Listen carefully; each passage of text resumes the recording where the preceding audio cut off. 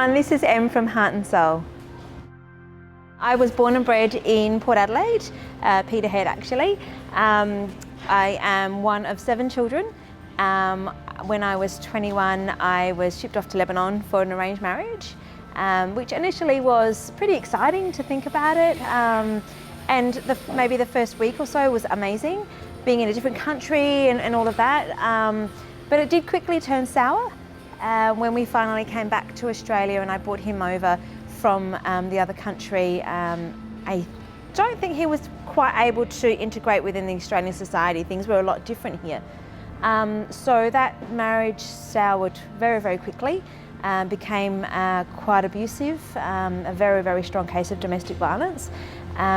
It wasn't until my son was born that the domestic violence then transferred to him, and I decided that that wasn't the life that we needed to live, and that wasn't the life I wanted him to think was okay. So we left. We ran with whatever we had with us at the time. We were homeless for a little while.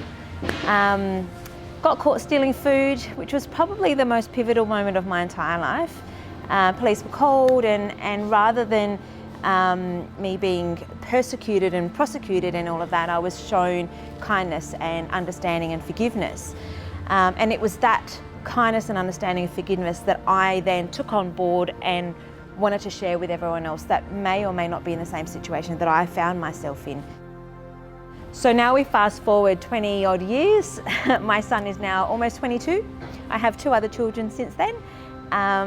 And we've created Heart and Soul Group. So we are assisting over 2,000, almost 3,000 people every single week in different areas of Adelaide. So our biggest is here within the Port Adelaide Council in our Enfield office. And then we also go Elizabeth and Morphett Vale on different days of the week. Why am I so passionate about this? I think it stems down to the compassion that was offered to me when I was at my lowest point. I never thought that I would be in a position where I needed to steal food in order to feed my son and myself, and yet there I was. And so I think the compassion and the love, I guess, that was shown me, I want to let people that are in that situation know that there are people that can help, and you're not going to be judged for your choices. Life is life, and life is hard. Why make it harder? The wish for the future would be that no one would need to access our services, that they would put us out of business. Unfortunately, that doesn't look like it's going to happen anytime soon, especially with COVID. But I just want everyone to be rest assured that we're not going anywhere unless they don't need us anymore.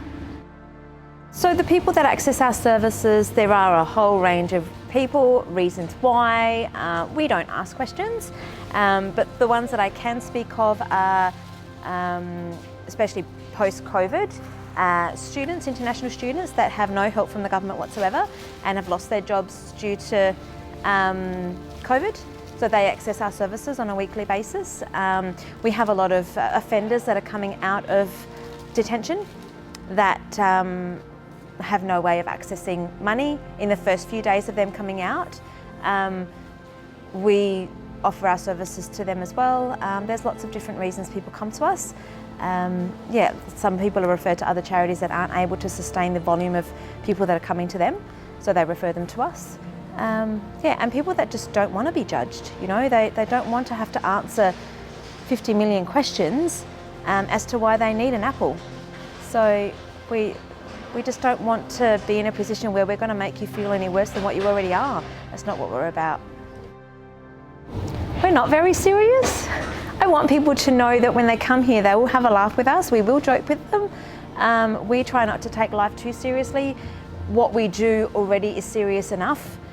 So sometimes people that come in here, we're the only ones that they see, the only ones that they talk to for the whole week. So we're going to make that experience as pleasurable as possible. So come in, have a laugh. So I have an amazing, dedicated bunch of people behind me. Our volunteers are amazing. They understand because they've been there. Every single one of our volunteers came in as a client and we've helped them get back on their feet. And in turn now they help others get back on their feet. So it's not really about me per se, it's more about what they're doing and who they're helping. and making a difference, they feel like they're making a difference, and 100% they are. The most influential people in my life would be my mother and father. My mother is, I don't know if there's any words that I could use to describe how amazing my mother is. She's a very strong, independent woman who knows what she's worth, and I guess doesn't accept anything less than what she's worth. And I think that's where I learnt or adapted or adopted the strength that I have to get over the adversities that I faced. I always thought to myself, what would my mother do? And I followed that direction. My dad has always been someone that I can just go up and say, hey Dad, you know, I'm having a sorry, I'm having a really tough time, you know. When my dad smiles and my dad laughs, it's like my soul is okay. So yeah, anytime that I have a personal decision that I need to make, I would say to myself, what would they do? You have to have a certain degree of passion to do what we do. Some of the cases that we see are not easy to deal with. Seeing people come in to our markets from the first time they come in, and it's an ongoing process, to maybe the 20th time they've come in, the difference between their self-esteem, their outlook on life has changed incredibly, and I would love to take the credit for that. But just seeing the changes in people that come in, it's what makes us so passionate about what we do, and I guess that's why we do what we do. And I think that's why we've been so successful in doing what we do, because we've all been there. We know what it's like. I am the most thankful for being in that certain supermarket, filling up my trolley with stuff that I knew I couldn't pay for and getting caught, because that was the lowest point in my entire life, and I was not treated badly for it. And I thank the people that were surrounding me on that particular moment for being who they were, and for allowing me to be who I am today. If it wasn't for them, then I don't know where I would be right now. And that's the honest truth. I would say, don't be so hard on yourself. We don't have a manual for life. Life is hard. Don't be so hard on yourself. Take each day as it comes. If today was a bad day, tomorrow's going to be different. You know, always put one foot in front of the other, and you're always going to win in the end. I just want to give a huge thank you to anyone and everyone that's ever supported us, whether it's a previous volunteer or the current volunteers, any of our food suppliers. There have been so many amazing people that we've met along the journey, and it is a journey. We're not anywhere near done yet. We have a lot of future plans for Heart and Soul, and I just want to thank each and every one of you that has helped us to be who we are today, and we hope to see you all in the future.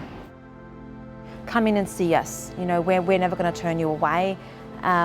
Just keep trying. There are people out there that are compassionate and will help you.